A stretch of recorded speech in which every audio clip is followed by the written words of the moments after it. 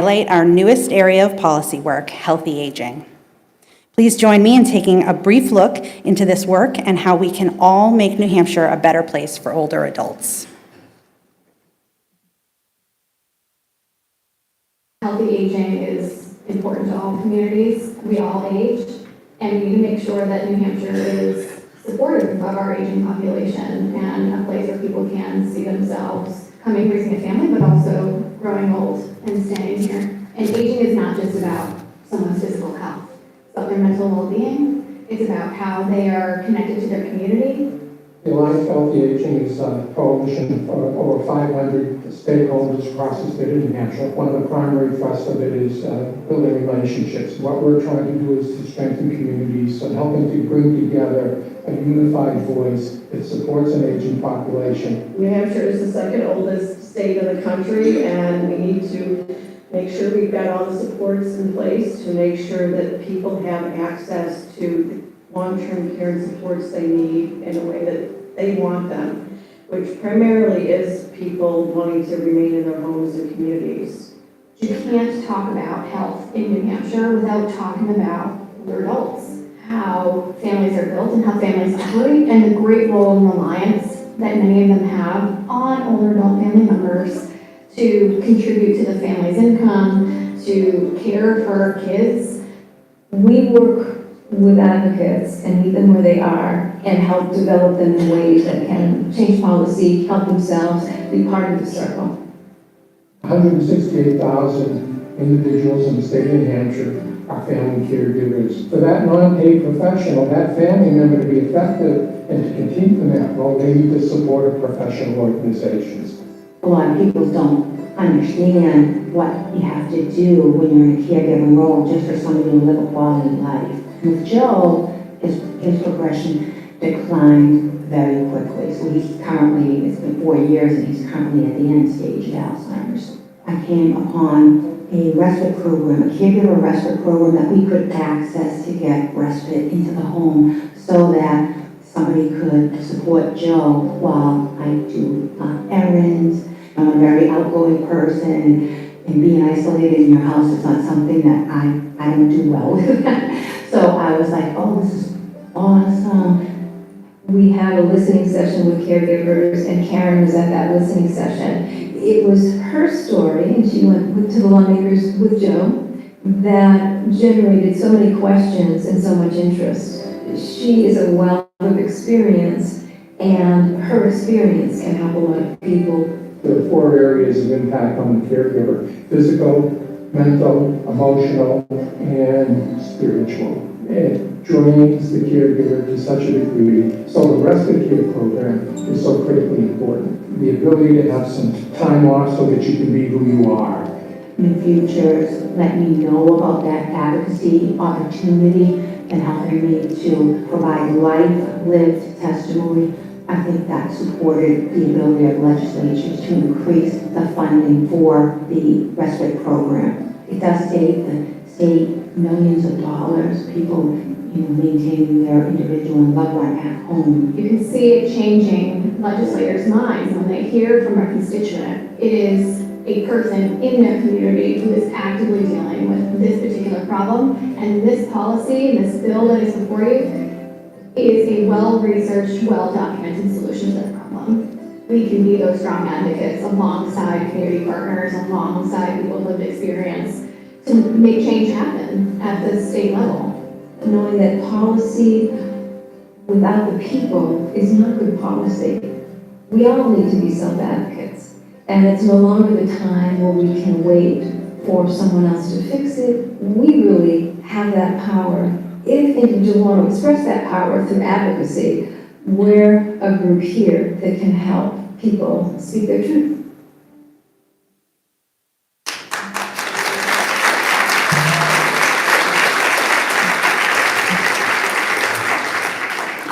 Good evening, everyone. My name is Michelle Merritt, and I'm honored to be the president here at New Futures. And I'd like to start by thanking our friends and partners who participated in that video, Cheryl, Dick, and Karen, and of course, our Healthy Aging Policy Coordinator, Judith, who's here somewhere. I can't see anything, so I know you're here because I saw you. Thank you so much for the work that you do to support older adults, and we are so, so fortunate to do this work alongside you. Before we dive into tonight's program, I also want to express a heartfelt thank you to the New Futures Board of Directors. Your leadership shapes the path that this organization is on today. Thank you for challenging us, continuing to think bigger, for keeping us centered on our mission. We are deeply, deeply grateful for your guidance, dedication, and service. And to the New Futures staff, none of which of the work that we are celebrating tonight would have been possible without you. Your professionalism, creativity, and the heart that you bring to this work makes a difference every day and makes New Futures what it is. So thank you.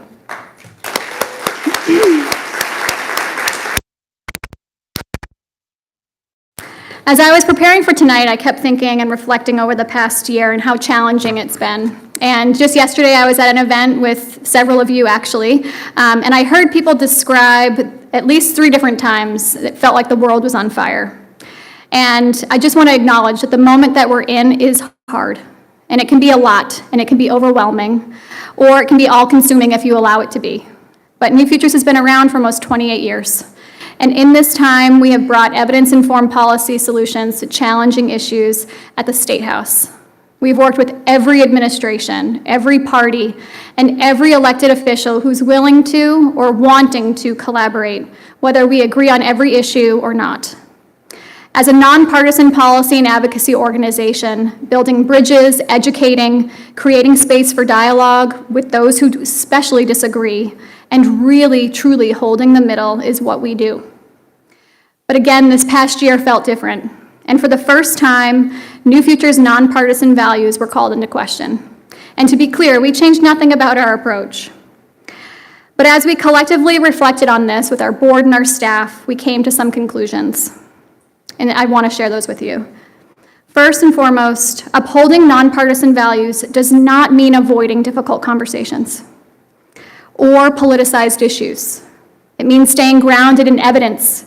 It means advancing well-researched, data-informed solutions to complex problems. And it means continuing to reach across divides, to listen, to build understanding, to find common ground, and to try to move forward together, even when that path is hard. And that is and will continue to be New Futures' commitment. To try for our health of our communities, to try for our friends and neighbors, and to try for our most vulnerable Granite Staters. It's individuals and families like those you're about to meet tonight that remind us of why this work matters. Their stories give purpose to the long hours, the legislative debates, the years that it can take to build lasting change. They remind us of what's at stake when systems fail, and they remind us of what's possible when we can fix them. These days when things feel hard, their stories keep me going. It keeps me trying, and I know the New Futures team would say the same. We are honored to stand behind so many of you, our partners, volunteers, and advocates, helping to bring forward the stories and data that change minds.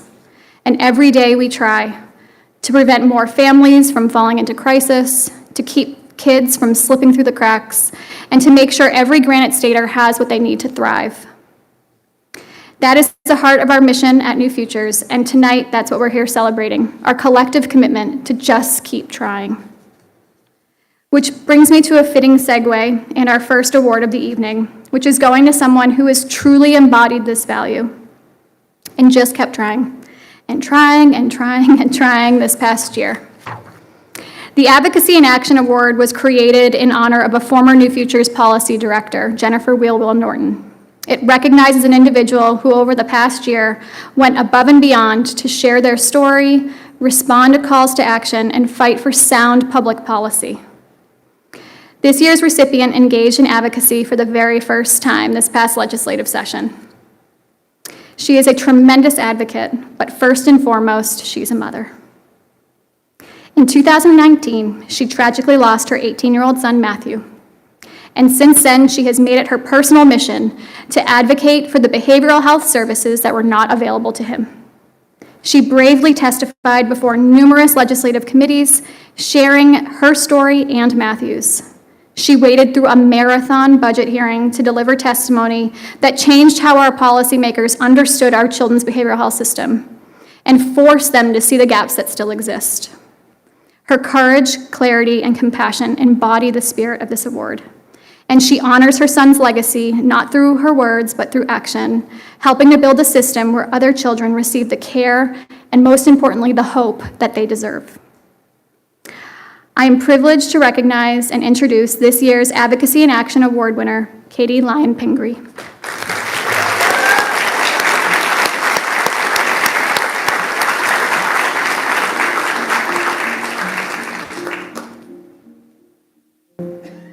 We lost our son Matthew. He was 18. He struggled with mental health for several years prior to that.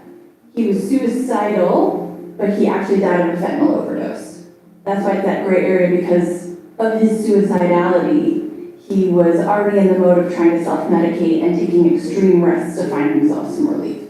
When we were going through everything, wraparound services didn't exist. We basically had to do a lot of stuff on our own. After his suicide attempt, we were in Concord Hospital and he needed treatment. We found our way to a consultant who recommended this place in Utah. So we sent him out to Utah. If wraparound services had really been a thing that we knew about and could access, he would have been at home with his friends, not disconnected from his family. Well, I'm very, very proud of Katie. It's really difficult for me to talk about Matthew's loss, and I don't think I could get in front of legislators at the State House and have the composure to tell that story.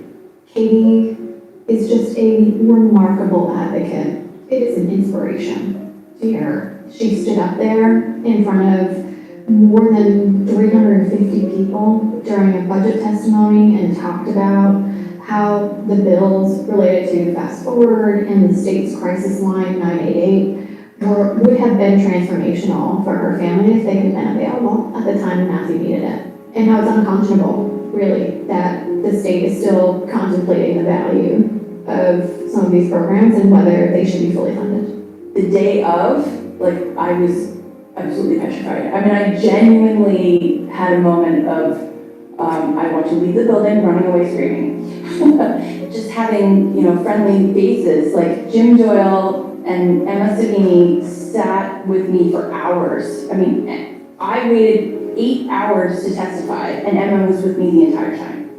I'm really proud, amazed, overwhelmed by how Katie's been able to turn that trauma and pain into something that's, hopefully going to yield positive outcomes for others. I guess you could say I've gotten the advocacy bug. Now that I have a sense of what it's like, what that arena looks like, I guess you could say that this is just an extension of me taking care of my son. I'm definitely gonna, see this through as long as I can do it.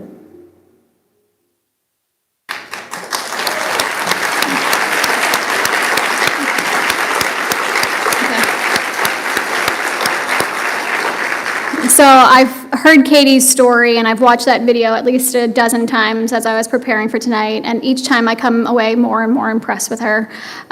Katie, if you could please stand and just give a wave so we can give you the recognition that you deserve.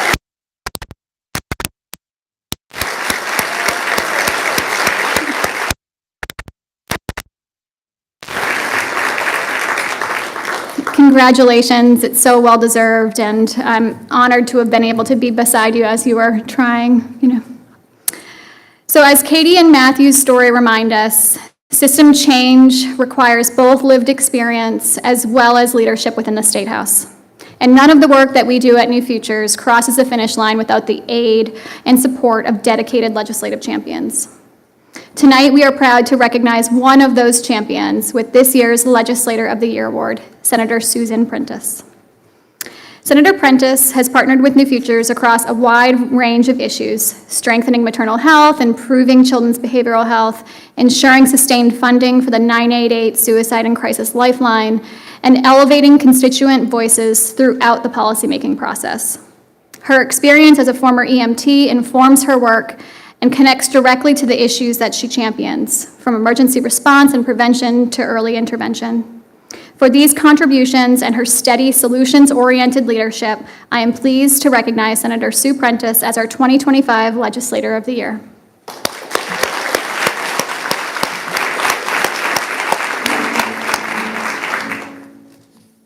Senator Prentice is the Legislator of the Year because she is tireless in ensuring that Granite Staters have access to health resources across the spectrum. She has a background as an expert EMT, and so she's seen people in crisis, mental health crisis.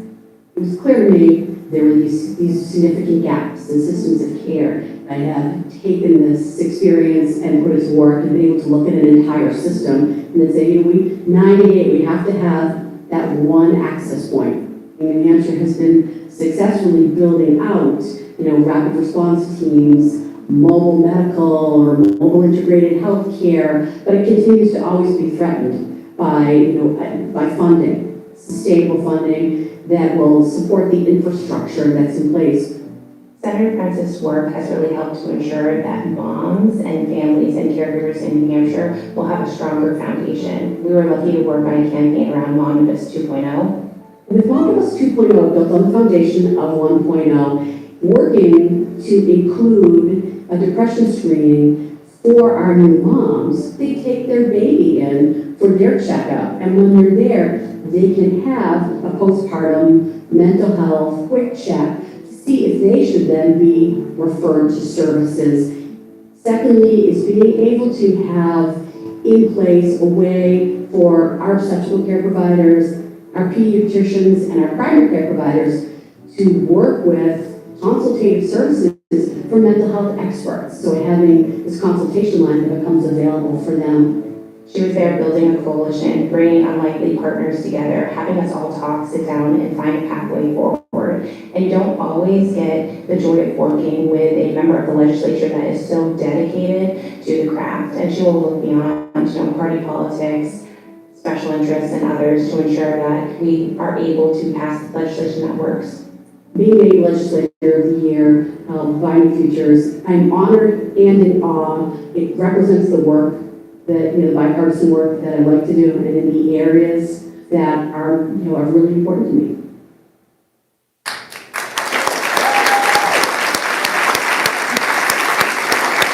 Senator Prentice, if you could please stand up. Oh, there you are, right in the front.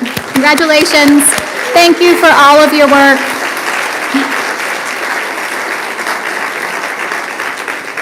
We look forward to working with you in the coming session. Thank you so much. Congratulations.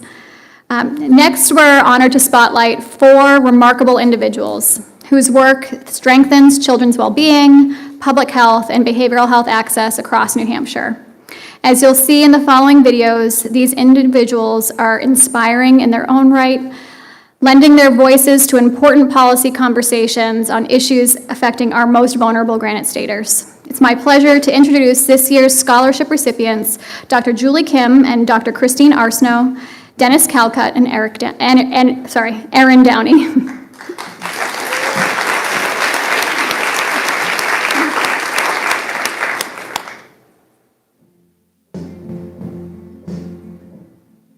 Our job as pediatricians and adults in society is to stand up for kids and their interests and make sure that their voices are heard. I think science has left the discussion in some ways, and this has become a political discussion in the absence of science, which is unfortunate. The American Academy of Pediatrics in the New Hampshire chapter focuses on the science. It's an ever-shifting landscape, and we're trying to stay on top of it and do what is right for kids across New Hampshire and across the country. They had gone above and beyond opposing policies that would have really impacted our most vulnerable population, which is kids. This past year, there was House Bill 524 that was to get rid of the New Hampshire Vaccine Association. In short, the Vaccine Association provides a way for practices to easily get vaccines, and then we can give them to kids for free. We realized early on how dangerous this bill was going to be, and so we were able to reach out to about 350 members in the state, and we were able to activate and inspire many pediatricians to come testify, and it resulted in the bill being routine in committee, but at least not passed. Advocacy provides us a window for opportunity and hopefulness about what we can do for the future.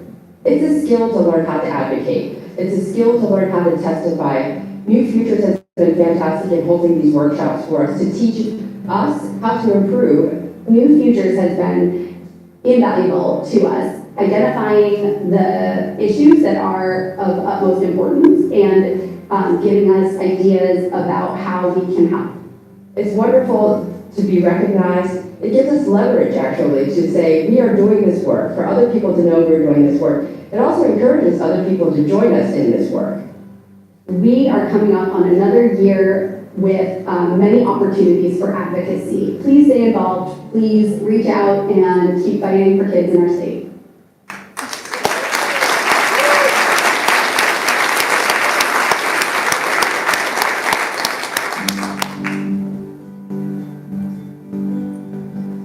Dennis is the Director of Connected Families, which is one of the care management entities that administers the Fast Forward program in New Hampshire. He is tireless in his advocacy to ensuring that these families who need these services have a voice over across the street of the State House when they are in the midst of a crisis and unable to get there themselves to advocate.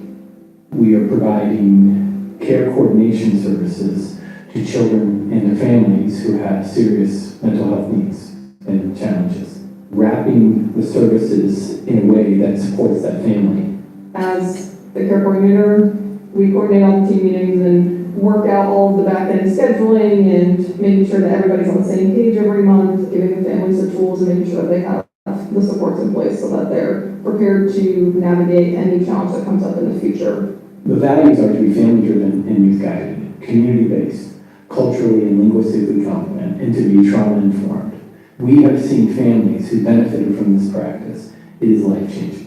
The children are able to be back in their home, living with their family in their home community. These services are currently covered by the state Medicaid program, but are not covered entirely by private insurers. I had an experience with a family that did not have the insurance. They had to apply for additional insurance, and that took about 3 months. So they had a lot of going to the hospital. They had private insurance. If they could have used that, they could have got the help and supports in place a lot sooner. You're trying to address these things from multiple angles. One of them is advocacy and legislation. What types of policies are supporting this process? Are we able to put forth legislation that could address this? Dennis was in Concord every single time we asked him to be. He came to numerous hearings. He even stayed past 9 p.m. to stay to talk about the state budget. And that was critical in ensuring that the sustainable funding bill was included in the Senate's budget proposal this session. I'm fortunate to receive this recognition because of the people I work with. If we can continue to move this forward, in the end, families are going to benefit.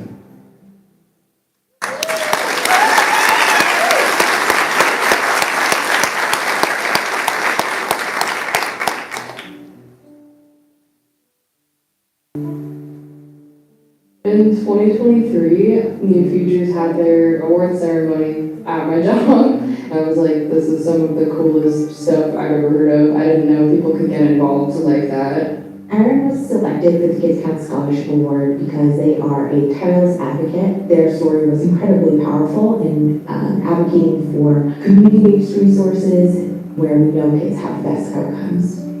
I think protecting children's rights is really where my heart is at. I, as a team, went through a lot of the mental health systems in New Hampshire, Massachusetts, and California, and I thought maybe there was something I could do to help fix it for people coming after me, especially insurance coverage. I went to California for mental health treatment, and that was purely because there were no other insurance coverage options for my family. It was just a very suffocating feeling, and I didn't have my mom. She was really far away, thousands of miles away. I would give anything for another child to not have to go through that type of fear. So that's definitely a big one, is insurance coverage. I think the most inspiring piece of parents' story is they're willing to talk about really vulnerable and scary parts of their story in a very public way, with the intention of helping other people. I joined the Children's Behavioral Health Advisory Committee. In going to those meetings, I'm able to see what different bills are on the table for that session, and then being able to say, okay, this is the bill that I want to go testify on. Then Emma would say, okay, so meet us at the New Futures building this day, this time, and we'll walk over, and then I'm able to lay it on the floor how I feel about that bill. I worked on Senate Bill 255 this year quite a bit. That's the one that I testified in person for. And I explained my experience with using the 988 services and why they need to continue funding for that. I've definitely gained all kinds of skills like public speaking. I'm terrified of people and public speaking was never my thing, but I think I've come a long way with that. It means the entire world to be recognized because I'm doing it for younger me. I'm doing it for the person who felt so helpless. And I'm doing it for all the kids that feel just the same as I did. So it's just really, really kind to be told that I'm doing something right.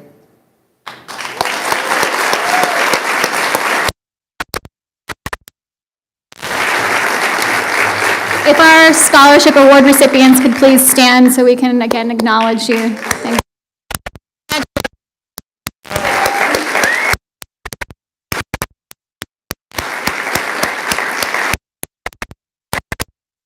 For your leadership and your service.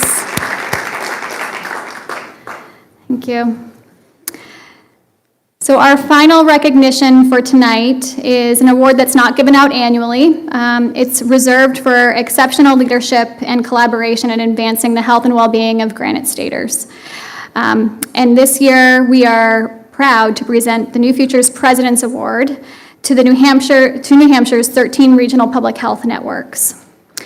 Collectively, these networks form the backbone of our state's public health infrastructure, coordinating prevention, preparedness, and response in every region of this state. They've been tested again and again, from public health emergencies, COVID-19, to the ongoing mental health and substance use challenges of this state. These networks have been steadfast partners to New Futures, working quietly and tirelessly to keep their communities safe, informed, and connected to care.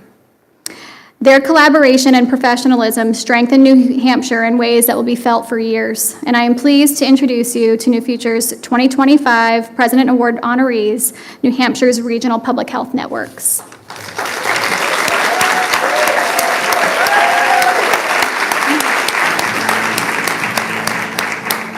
New Hampshire has 13 regional public health networks across the state, designed to be entities that bring together partners from across different communities, so it's schools, municipalities, hospitals, law enforcement, all of the above, and come together to just understand and look at the overall health and well-being of that community. All 13 regional public health networks are getting the President's Award. I can't think of 13 more tireless group of advocates, and it's just our way of thanking them for their tireless work over the years and being that kind of backbone for the whole state. Part of what I think makes New Hampshire's approach so unique and special and important is the ability of our networks to be able to use local partners to develop local solutions. The public health networks are uniquely positioned to help be almost a bridge between what's happening at the state level and how that's impacting their local communities. If those decision makers have good knowledge about what the needs are of their constituents and what's actually going on in their communities, they can make better informed decisions about the policies and the legislation. If we are doing our job, then we're building trust and building those relationships. We've done things like listening sessions We've put out community surveys to get insight on what are people concerned about, what are our community members struggling with, and how can we help to bring their voices forward to create opportunity for legislative change and legislative advocacy.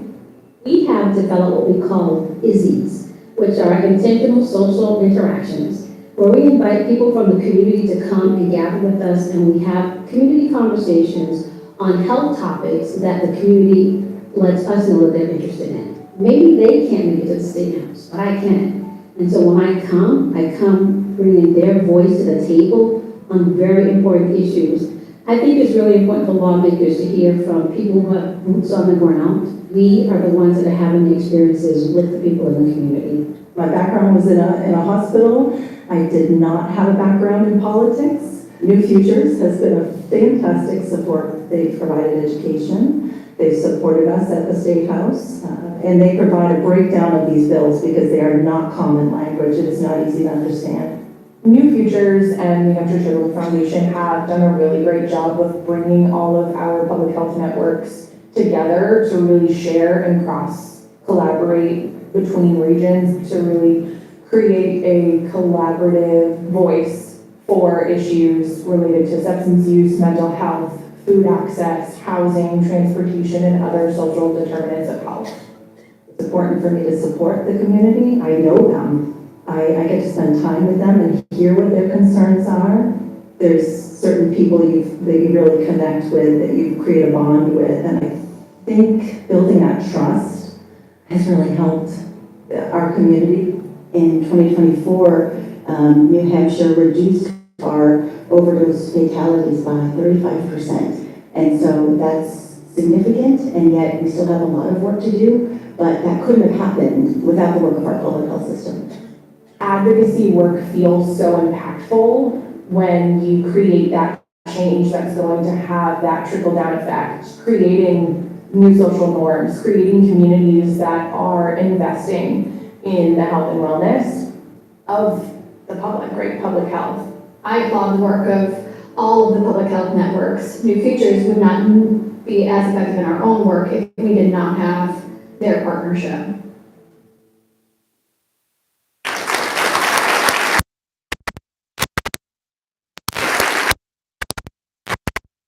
Representatives from the public health networks, if you don't mind, just please standing so we can again give you some additional recognition. Thank you.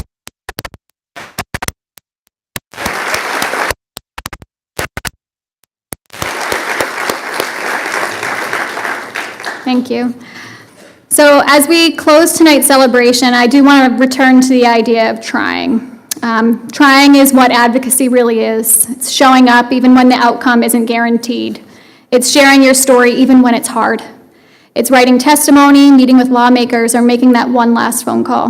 Because deep down you believe that the next conversation might be the one that shifts someone's perspective or snaps an issue into focus for someone who couldn't see the impact before.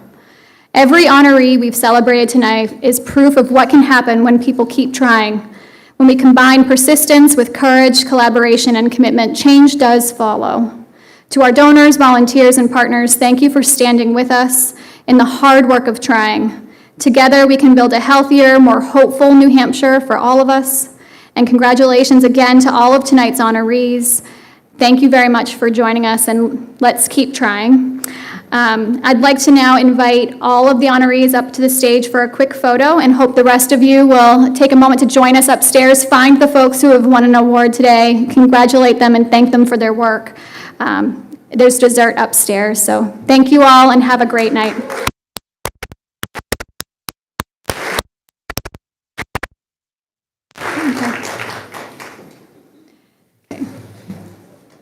Folks from the regional public health networks as well, we have your awards.